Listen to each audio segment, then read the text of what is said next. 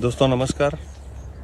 આજે ફરી આ જંગલ જોઈ લો તમે, અને અહીંયા આપણે આ બે જુવાન જીવોને રિલીઝ કરવા માટે આવ્યા છે. આજુબાજુ કોઈ મકાન નથી અને આખો આ ફોરેસ્ટ એરિયા છે અને પર્યાવરણ છે એમને અનુકૂળ આવે એવું.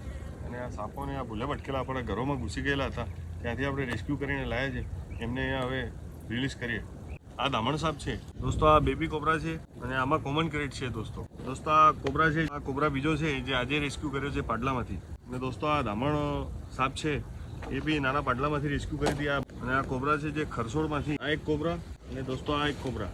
દોસ્તો આ 6 ઝેરી છે અને આ જે 2 છે એ બિન ઝેરી છે. અને સાપ વર્ષમાં 2 થી 3 વખત કાટલી ઉતારે છે.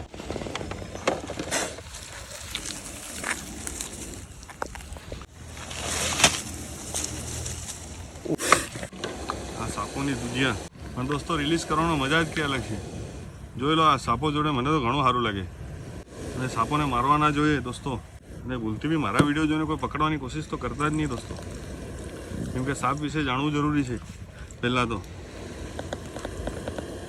એની બુક આવે છે દોસ્તો.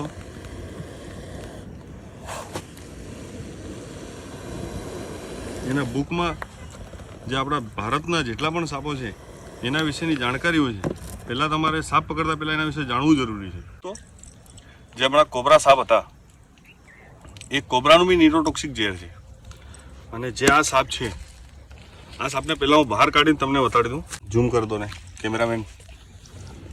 દોસ્તો અમારા હરીશભાઈ જે કેમેરામેન, અમારા એમની ઘણી મહેનત છે.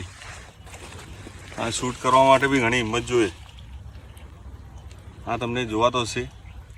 એનું નામ છે ઇંગ્લિશમાં કોમન ક્રેટ અને ગુજરાતીમાં આપણે એને કાળોતરો તરીકે ઓળખીએ છીએ. દોસ્તો એ બધા સાપોને આપણે રિલીઝ કરી દીધા છે અને હવે આપણે પણ અહીંયાથી વિદાય લઈએ. આ જંગલ જોઈ લો તમે, વિશાળ સીધું.